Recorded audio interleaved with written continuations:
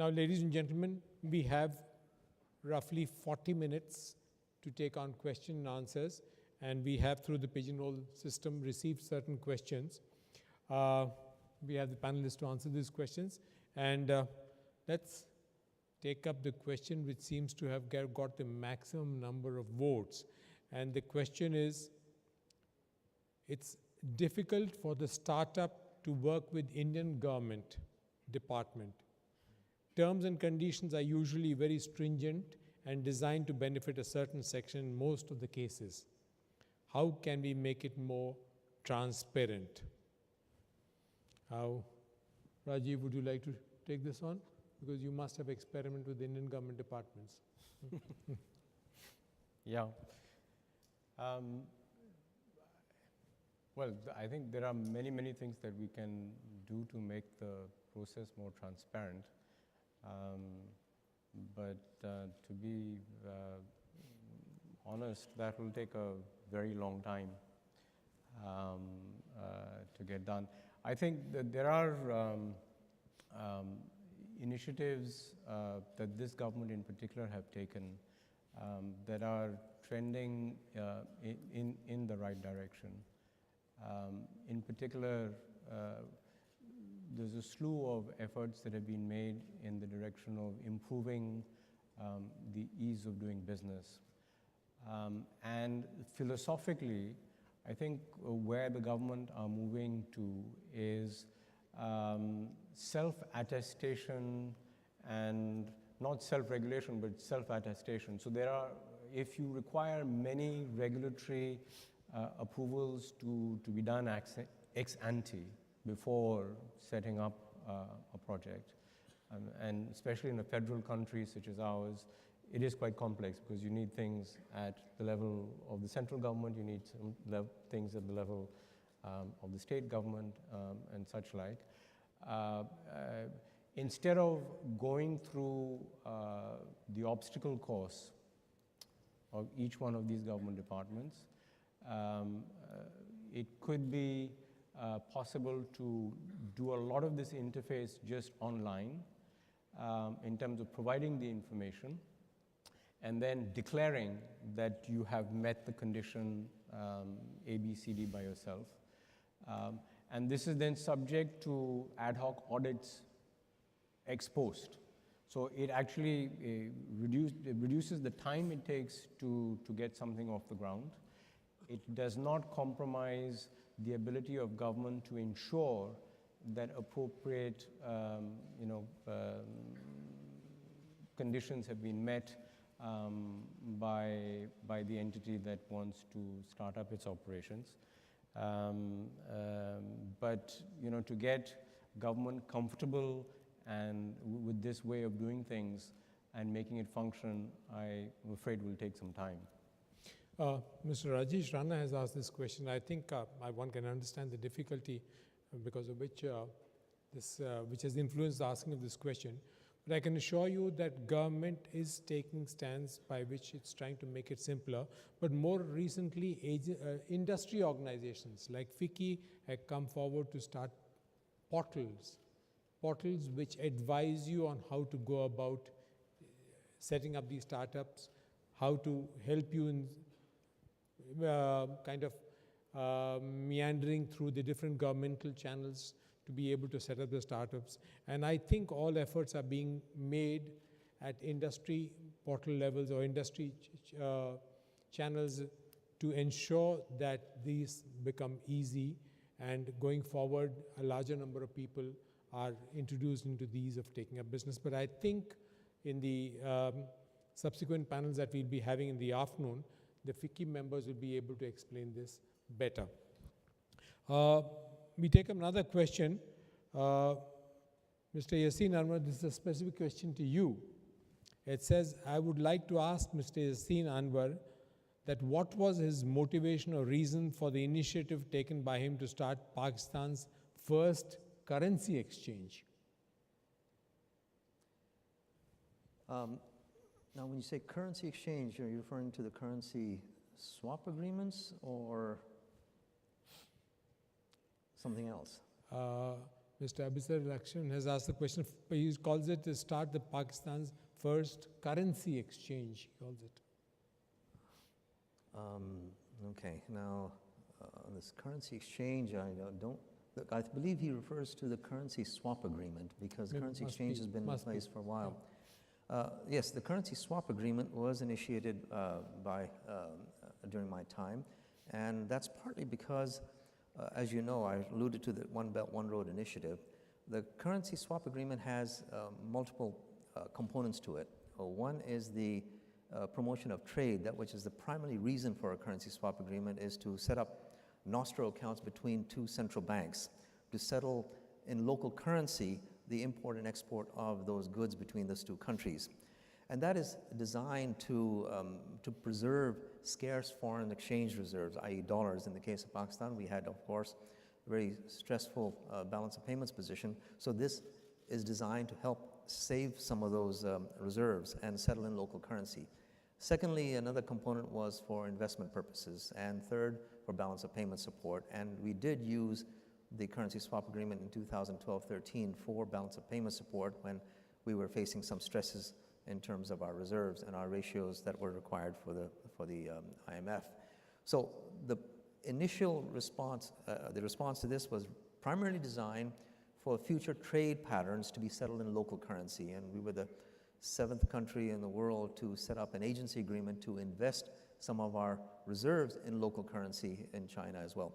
So again, primarily to facilitate trade in local currency, which hasn't picked up yet as well as we would have liked to, because the educational process and the understanding on both sides, particularly on the Pakistan side, was not as rapid as we would have liked to have seen it. But we have already announced our first few transactions in local currency. So the two central banks work together to set up nostro accounts to settle trade in respective local currencies. The exporter and the importer are assured of payment and the risk is mitigated. So that was the underlying basis for that. Thank you. Thank you. We will take on the next question. By 2030, Singapore will double its investment in the railways. What is or should be Singapore's target sector for investment after 2030? Who would like to? There's nobody representing Singapore here. Any of you have any idea on that? Well, then let's take on, utilizing the minister's presence, the Andhra Pradesh minister's presence here, question on specific to Andhra Pradesh. It says, does the municipal administration of Andhra support the government's, where's the question gone now? The question, yeah. Does the municipal administration of Andhra support the government's decision to invest in a 7,000 crore road building project of NH6 or believe in other forms like logistic infrastructure? The answer is yes. The municipal administration of Andhra Pradesh is supporting to spend that 7,000 crores because in any municipality, the primary things are water, solid waste, liquid waste, roads, lights, stormwater. These are the major things we have to do in any municipality. Generally, people will expect these 6 things. That is why now the Andhra Pradesh government is concentrating on the water, solid waste, liquid waste, roads, lights. So in recent period, in the last 2 years, nearly 3,000 crores projects already we sanctioned. They are under the process. So this whatever the 7,000 crores, we are going to support for that, and we are going to do in municipalities. Thank you, Minister. We have another question. It says, investing in infrastructure can be done, but how much are people willing to invest? Where did it go? How much are people willing to invest in maintaining that infrastructure What is the main plans for the maintenance and how will it be accomplished? Would IFC be able to deal with it for maintenance? Sure. So I think whenever you bid for a project or you are interested in investing in a project, the operations and maintenance is a core part of that. And that's the way that the project should be needs to be designed. So the financiers and the sponsors and the people who are putting in the upfront equity should be clear that what is it that will be needed to maintain this project over a lifetime of whatever, 20, 25 years, however long the concession is. So I don't think you can really segregate operations and maintenance, whether it's power, roads, airports, ports, or warehousing or logistics, from actually the construction part. Now you can, as I think Rajiv talked about earlier, have a system where construction risk is taken by somebody and then operations and maintenance by somebody else. And that will again have to be an integral part of when you're designing a project. So there are different ways to do it, and that has been done in different parts of the world. But clearly operations and maintenance has to be key when you are initially investing in a project. I don't know, Dorais, you want to add? So I think that what you said is absolutely appropriate. We are seeing across the world that assets that were built several decades ago are deteriorating.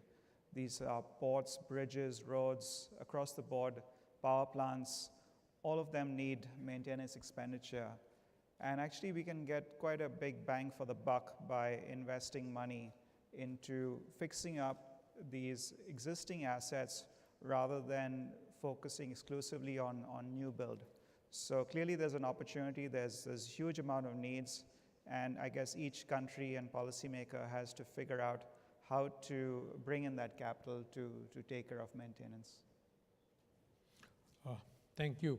Now, we have another one, or possibly you could take that too. It says, what gives government and government-linked institutions to sell their assets to private funds after they have incurred the construction risk?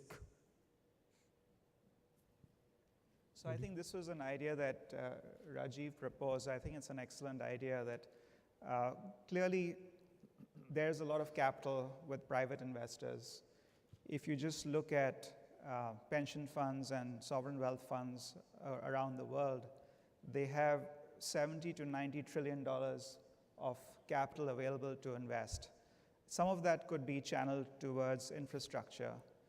And yet these investors have a different risk appetite, and they are probably unwilling to come in and invest during the construction phase. So if policymakers could figure out a way of having someone else with a greater risk appetite come in and build and take the construction risk, and then bring in these financial investors who could come in post-construction once the assets have been de-risked. These are investors who are looking for probably lower returns, but also lower risk. That could be a game changer for bringing capital into the infrastructure space. Rajiv, you want to supplement that? So I'm not sure I understand the question. So what is the incentive for governments to sell? Is that the question? Yes, yes, after they have set it up. All right, so I think actually, so it's profit. Any entity that takes the early stage risk can expect a return by selling the asset once the asset is built. So typically what happens in a greenfield project is that the financiers of that project, because of the escalated or higher nature of the risk, expect a higher return. Once the project is operational, the cash flows emanating from that project becomes much more predictable. And accordingly, it is eminently possible to refinance that project with a class of capital that is expecting a lower return, but is more predictable in nature. So if you recycle the asset at that point, the entities or the capital, government in this case, that takes the construction risk can expect to make a profit by selling it to a private party that is then taking a lower risk. That's the... Mr. Peng, would you like to add to it? Yeah, may I add that this recycling of capital is critical in the scheme of things, not just after the project is completed, but even when the project is in progress. I think there is room for a lot of creativity in the way we plan out our projects, making sure that certain stages of the project gets completed sooner than others, all right, so that they become income producing. And once they become income producing, a lot of things can be done, whether is it raising a bond based on that, or it can be based on a trust. And therefore, it generates liquidity back into that project, so that the overall capital requirement to complete a project of a hydro project of say 30 years, that can be mitigated as a result. So we hope that there will be more creativity put into how to do partial completion. And that requires the engineers and the finance people to work together to make those models work. Yes, Mr. Masson, you would like to? If I can just add, I think that's absolutely correct. I think the recycling, as you mentioned earlier, of this is very, very critical, because what the government does is take the higher risk and migrates to the lower risk category, and becomes more palatable to private investors who are willing to take a lower risk and lower return. And also releases, that's more important, is it releases the budgetary constraints that the government may have to recycle what they have paid back into new projects. So this whole process not only creates more capital, but also gives a secondary market, capital market for trading some of these instruments. Thank you. Mr. Peng, since you volunteered to add to that, there's a question specific to you. It says to Mr. Peng, AIIB, what role does China play in selecting key investment projects by AIIB? Do you think South Asia can follow the infra model of China, given diverse socio-political setups? Okay, let me take on the first part. China is a major shareholder amongst the 57 members.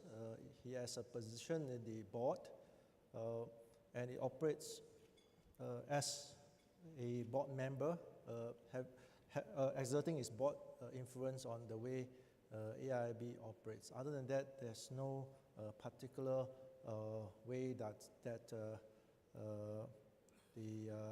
the Chinese determine how we operate.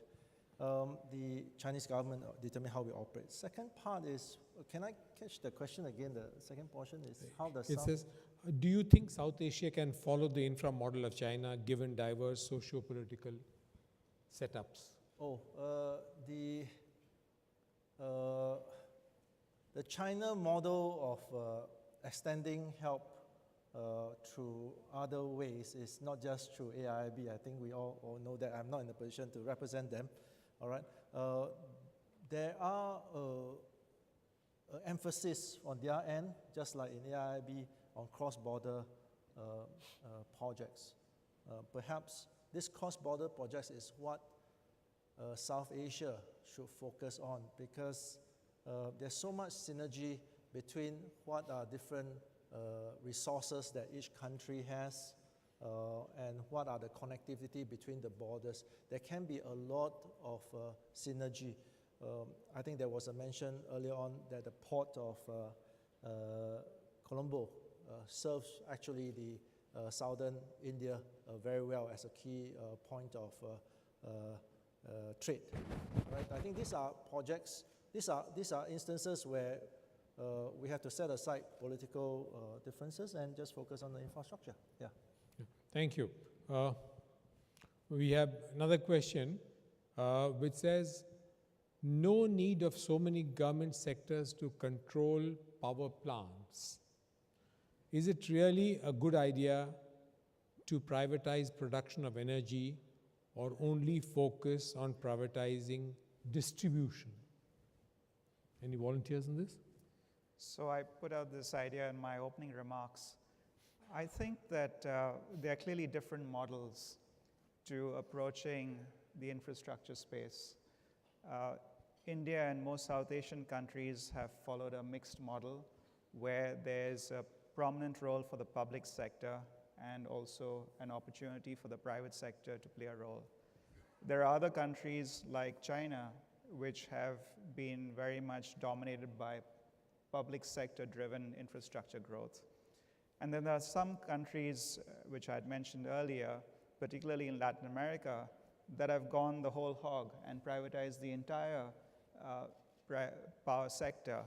And they have shown that you can actually have 100% ownership in generation, transmission, and distribution, and allow the government to focus on good regulation rather than focusing on being an investor in the market. So there are definitely different approaches. There are different ways that different countries can make their policy choices. In my view, this is a personal view, that the distribution sector is where the cash comes in to the sector.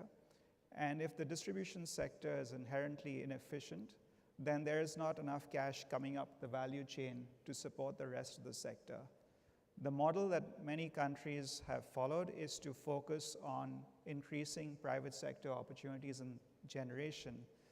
But my hypothesis is that if we could actually get the distribution sector to be more efficient, potentially privatized, we would actually have a very significant impact on private investment in the power sector. Thank you, Darius. We have one very general question. I think it's go across. It says, speakers today mentioned the problems faced in the South Asian region, such as poor infrastructure. What solutions do you suggest to improve infrastructure, and how do you plan on implementing them? It's more about a planning process. Anybody willing to take this? Spangy? Planning process. Okay, I have passion for master planning, so I have to probably give my 2 cents worth on this. The challenges that South Asia faces differs. Each country differs.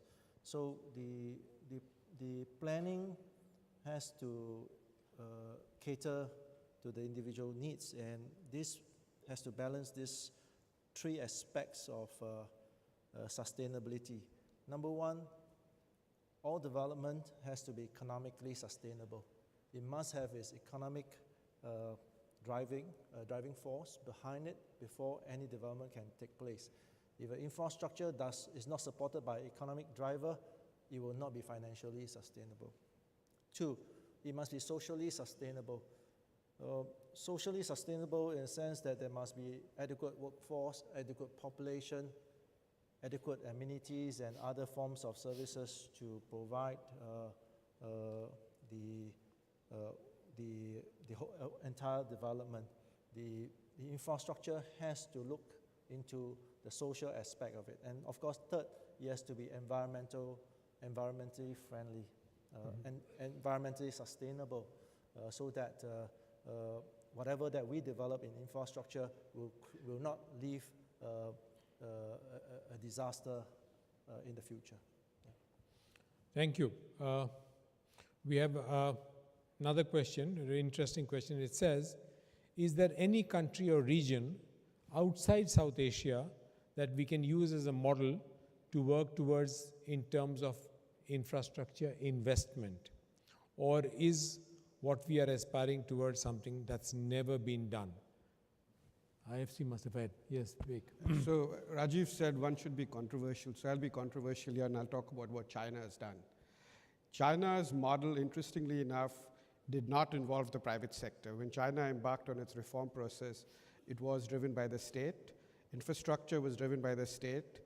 But let's see how they did it. They decided to invest in state-owned enterprises, which would focus on one sector. So whether it was shipping, railways, ports, airports, they created these what I would call world-class SOEs. But what they also did is they actually made them compete.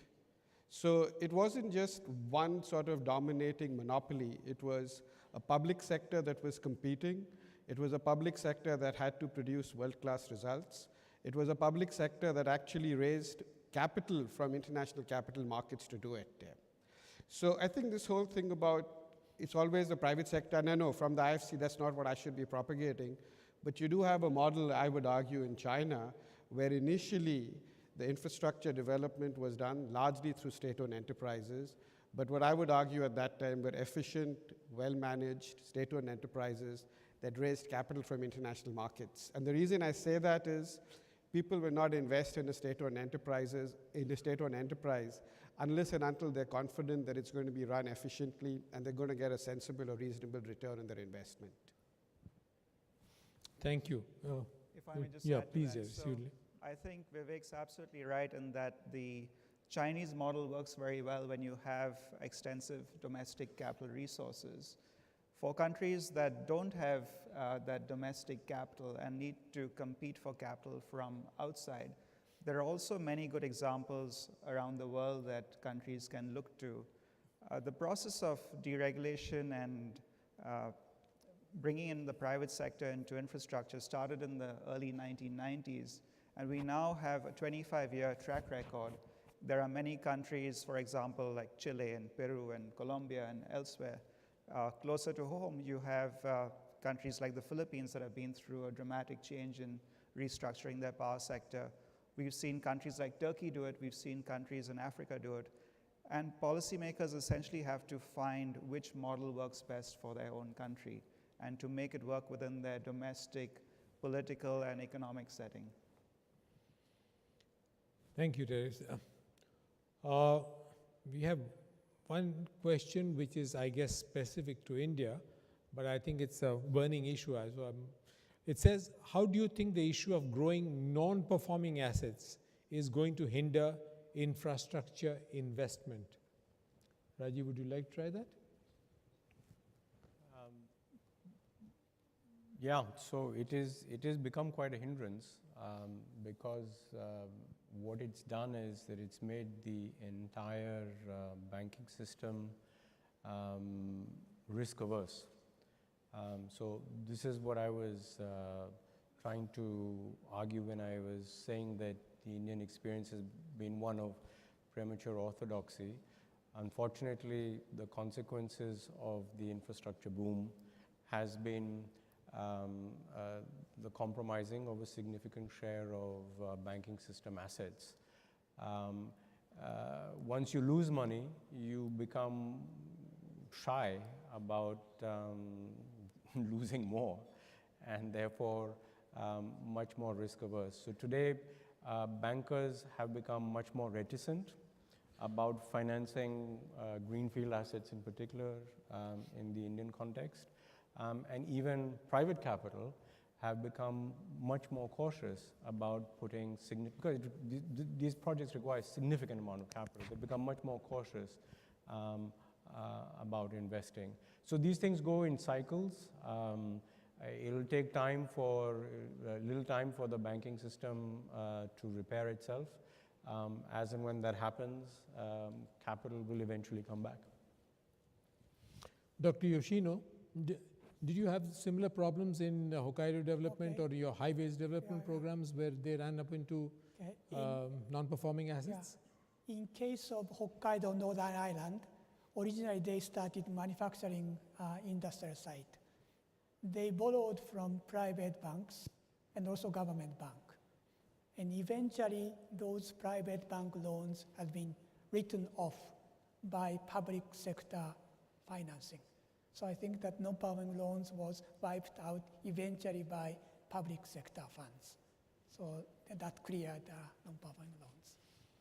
In India, non-performing assets, especially in the long tenor in infrastructure sector, have taken on very grave proportions. And government and banks put together are trying to tackle this issue to try and ensure that the earliest possible these stressed assets are taken off the loan books or the balance sheets of the banks so that the investing process, the cycle can start again. The problem certainly is one in which the stressed assets are so huge, so large, that we don't have a mechanism by which you can have asset reconstruction companies which can resolve these. The appetite in the country to be able to resolve this is not very huge. So the mechanisms being devised are twofold. One, to the extent that we can resolve these assets sitting on the balance sheet of the banks or the financing institutions themselves. On the other, how you can increase government spending to ensure that the process gets kick-started so that the risk awareness that has come into the financial institutions, who to the extent that they are public sector banks, will be recapitalized by the government, and the risk awareness is overcome by government providing a certain element of confidence in the entire process. But it's a huge challenge, which of course the government and the public sector themselves are tackling with, hopefully to be able to resolve it very soon in the coming 6 to 8 months. Now,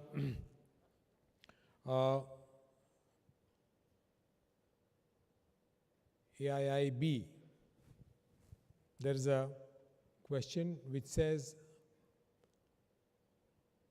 which countries among South Asia is a priority for AIIB? And why? To what extent will those projects be influenced by China's economic interests? As I mentioned earlier, AIIB is running independently, and the Chinese representation is on the board. That's the way we function.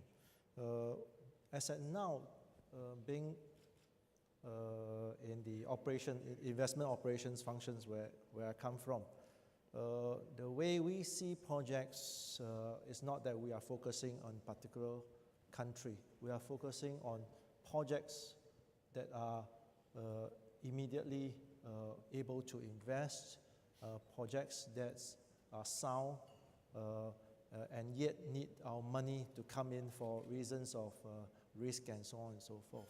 So our emphasis in South Asia, we don't have a country focus at all, not at all. That's why I'm here to listen to good projects, and these projects can be at very preliminary stage. If you have a good idea, let's discuss, and perhaps we can even bring this idea together to between you and AIIB to the government, be it the central government or the regional government. We can even initiate projects like that. For AIIB, we work on two broad categories of investment. One is sovereign back, and the other one is non-sovereign back. In the area of non-sovereign back, we are open for equity and even loan investments. All right, so yeah, I think to sum it up, we have no preference. We look for good projects. Thank you. Thank you, Mr. Peng. Now we have time for 2 more questions, and I think I'll sing one of them, or both of them are very general. One of them is addressed to Singapore, and I think I'll leave it open to anybody in the audience to answer it in case they feel. The question is, and it's got a large number of votes, that's why I'm taking it up. It says, talking about development facing the lack of land to build infrastructure, what is the Singapore government's plan in infrastructural development in regards to the projects of reclaiming lands? Would anybody, either among the panelists or in the audience, like to answer this question? Anybody who is familiar with Singapore's development plans in this area? No volunteers? Can I volunteer? Oh, please, go. Okay, go ahead. In my last life, I was in Sabana Jurong. Sabana Jurong is Singapore's largest consultancy for infrastructure projects. So majority of the reclamation, 80% of reclamation in Singapore is done by Sabana Jurong.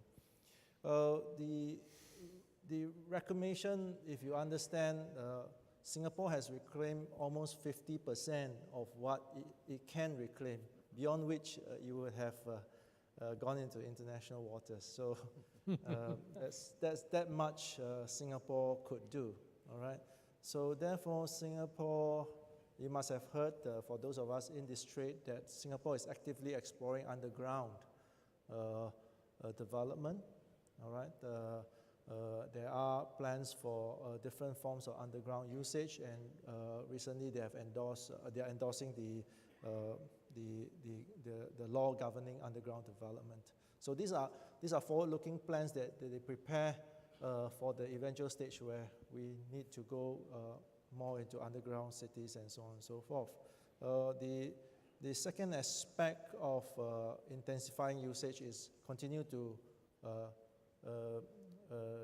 intensify higher in terms of development. So the URA with its master plan, which is revised every 5 years, ensure that on the ground the plans are executed as per the population growth and the requirements of the country.